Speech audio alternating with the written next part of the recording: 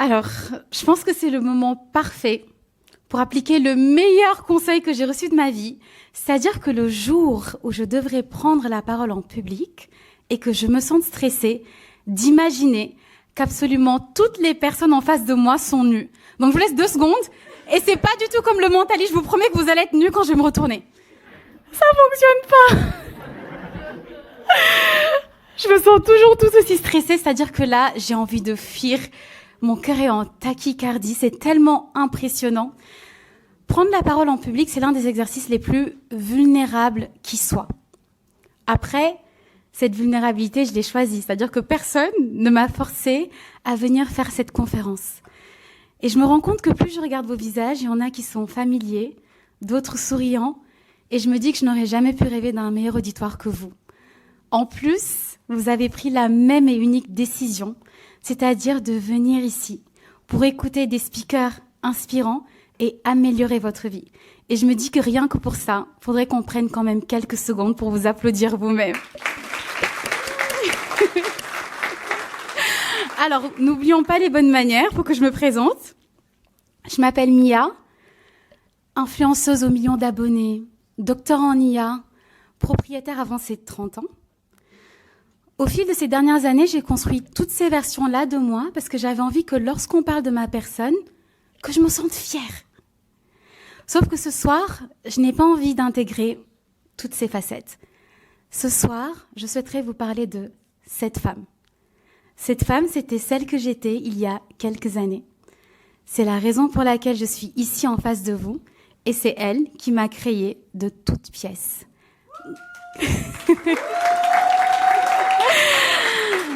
Elle l'a fait grâce à 3 règles très simples, et je vous promets que si vous acceptez de me faire confiance, pour les prochaines minutes qui vont suivre, votre vie va complètement changer. Ces règles, on va les rassembler par l'art de jardiner sa vie. Alors pour ce faire, on va faire un petit exercice. Je vais vous inviter à imaginer que votre vie est actuellement un jardin avec des fleurs. Donc chacune de ces fleurs a une signification. Vous avez la fleur de l'amour, donc peut-être qu'aujourd'hui vous avez rencontré votre âme sœur, l'amour de votre vie. On a la fleur du job de vos rêves, donc peut-être qu'actuellement vous occupez le poste que vous avez toujours convoité. Et on a la fleur des projets. Et avant de commencer, il faudra quand même qu'on soit sincère. Est-ce qu'il y en a parmi vous qui ont la sensation qu'il leur manque une de ces fleurs? Peut-être la fleur de l'amour, levez la main. Je comprends. Eh bien, dites-vous, vous savez pourquoi je comprends? Parce que ça, c'était l'état de mon jardin il y a quelques années. Vous, il vous manque une fleur, moi, je n'avais absolument rien. C'est-à-dire que mon jardin était plus que vide. Et je me suis dit, foutu pour foutu, je vais m'asseoir et l'observer. Et là, je me rends compte que dans mon jardin, il se produisait un miracle. Certes, il n'y avait plus de fleurs, mais il y avait des abeilles. Pourquoi les abeilles sont un miracle? Parce qu'elles pollinisent les fleurs, donc elles leur permettent de se reproduire. Mais en plus de ça, en 1930, des scientifiques très respectés ont stipulé que les abeilles ne pouvaient pas voler. Apparemment, leur corps était beaucoup trop lourd et leurs ailes trop petites et fragiles pour leur permettre de se déplacer dans les airs. Et pourtant, les abeilles volent. Enfin, en tout cas, moi, je le vois et tout le monde autour de moi est au courant parce que je crie très fort à chaque fois que je les aperçois. Et je trouve que les abeilles sont inspirantes parce qu'elles n'ont pas attendu qu'on leur donne la permission de voler pour le faire. Des scientifiques disaient que c'était impossible et pourtant, elles le faisaient. Est-ce que c'est parce qu'elles en avaient envie? Est-ce que c'est parce qu'elles n'étaient pas au courant? Moi, en tout cas, j'ai appris la règle des abeilles avec mon appartement. En fait, pendant presque 10 ans, j'ai vécu dans un 15 mètres carrés. C'est-à-dire que vous faites un pas, 2 pas, vous le multipliez par 3, vous avez fait le tour de l'appartement. Ce qui veut dire que mes camarades de classe avaient eu le temps d'être mes voisins de palier, avoir leur diplôme, déménager, prendre un chien, se marier, se paxer, et moi, j'étais toujours au même point. Donc, je stressais à chaque fois que je devais les voir parce que je ne savais pas quoi leur raconter. Ils me posaient la même et unique question. Mia, pourquoi tu restes toujours dans ta résidence étudiante? On avait même regardé avec notre gardien, on s'est rendu compte que j'étais la plus ancienne locataire de l'immeuble. J'habitais là-bas depuis le début de sa construction. Et je leur disais que je n'accepterais de déménager que si je réussissais à faire mon premier réinvestissement immobilier. Sauf que je n'arrivais pas à trouver d'appartement, c'était un peu trop dur. Et en plus de cela, mon entourage me disait que j'en étais pas capable. Parce que ça faisait des années que je vivais au même endroit. Parce que certes, je gagnais ma vie, mais je ne ressemblais pas du tout à ce que j'avais à côté de moi. Et à un moment donné, j'en avais marre.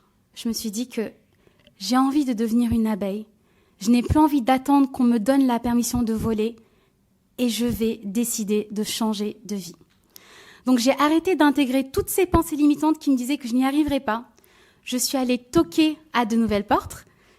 J'ai rencontré des scientifiques qui se disaient « Mais ok, c'est pas normal, t'es une abeille, tu voles, mais c'est pas grave, on te prend quand même. » Et là, j'ai réussi à acquérir mon premier bien immobilier.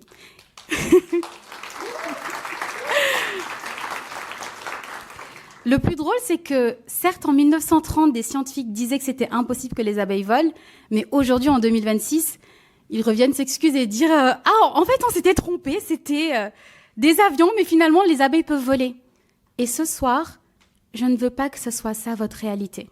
Je ne veux pas que vous attendiez que votre entourage revienne 30 ans après pour accepter qu'ils se sont trompés sur leur manière de vous voir. À partir de ce soir, vous allez devenir une abeille et vous n'allez plus attendre qu'on vous donne la permission de voler. Vous allez voler parce que vous pensez que vous en êtes capable et c'est tout ce qui compte. On va passer maintenant à la deuxième règle. Il s'agira d'aimer sa graine. Parce que le jour où vous allez commencer à construire vos petites fleurs de l'amour, de vos projets, le jour où vous allez planter votre graine, ce n'est pas le jour où apparaîtra cette fleur. Le problème, c'est qu'il y a souvent des jardiniers qui plantent leurs graines, au bout de 3 jours reviennent, l'arrosent tous les jours et commencent à gratter le sol et ne voient pas de résultat, puis abandonnent. Et moi, je voulais devenir ce deuxième type de personne. J'avais envie d'être une femme patiente. Je voulais planter ma graine, attendre que ma plante pousse, sans me demander est-ce qu'elle allait finalement venir. Et pour cela, je me suis dit que j'allais me mettre au sport. Donc j'ai rassemblé tous les sports possibles et imaginables. Tennis, golf, marche rapide, course à pied. Je peux vous dire un secret ? Actuellement, ça, c'est mon nouvel objectif. J'ai envie d'avoir des abdos. C'est pour ça que j'ai porté une tenue XXL. Ça, c'est mon corps de rêve. Mais pour revenir à la situation plus sérieuse, ce qui m'a le plus touchée, c'était le tennis. J'étais vraiment nulle. Je vous assure, j'étais sous-douée en tennis. À tel point que le prof qui était censé me donner des cours me mettait juste sur un banc. C'est-à-dire que je voyais tout le monde jouer et j'étais la seule qui n'en avait pas le droit parce que je l'ai retardé et que je n'arrivais pas à faire avancer le groupe. Mais vous savez ce que je n'ai pas fait ? Je n'ai pas abandonné. J'ai continué à venir tous les dimanches avec ma petite raquette, mon petit sac, quitte à les regarder, rêver d'être à leur place, mais je n'ai pas quitté la scène. C'est-à-dire que j'avais planté ma graine. Certes, les gens autour de moi la trouvaient invisible, mais je n'ai pas abandonné. Et un beau jour, je rencontre Michel. Michel, c'est le prof de tennis qui a trouvé ça très curieux que je vienne tous les dimanches et que je n'ai pas le droit de jouer. Il s'est dit, mais alors toi, t'inquiète, viens, je vais te prendre sous mon aile, tu vas y arriver. Je n'étais plus trop sûre de moi et pourtant, il a accepté de me donner des cours chaque semaine. Petit à petit, au bout de 6 mois, non seulement j'ai eu un meilleur niveau que le premier groupe avec lequel je n'avais pas le droit de jouer, j'ai eu des invitations à faire des compétitions et en plus de ça, j'ai eu l'honneur d'emmener Michel à l'un des plus grands tournois de tennis au monde.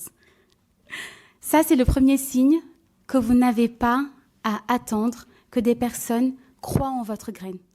Plantez votre graine, même si cela prend du temps, même si les résultats sont invisibles, laissez à l'univers avoir son facteur chance. Peut-être que votre fleur poussera, peut-être qu'une autre personne croira en vous et ce sera elle qui va vraiment déclencher cette floraison, mais croyez en votre graine. La troisième règle qu'il faudra vraiment retenir ce soir, c'est le fait d'apprécier votre cueillette. En suivant mes premiers conseils, c'est-à-dire devenir une abeille, voler sans attendre qu'on vous donne la permission, planter votre graine, faire confiance à l'invisible, vous allez avoir des résultats. Vous allez peut-être commencer à avoir votre fleur de l'amour, votre fleur de projet et votre fleur du job de vos rêves. Sauf que le comportement que vous aurez après sera très décisif pour la suite. Il y a des personnes, dès qu'elles commencent à avoir des petites réussites, le partage au monde entier.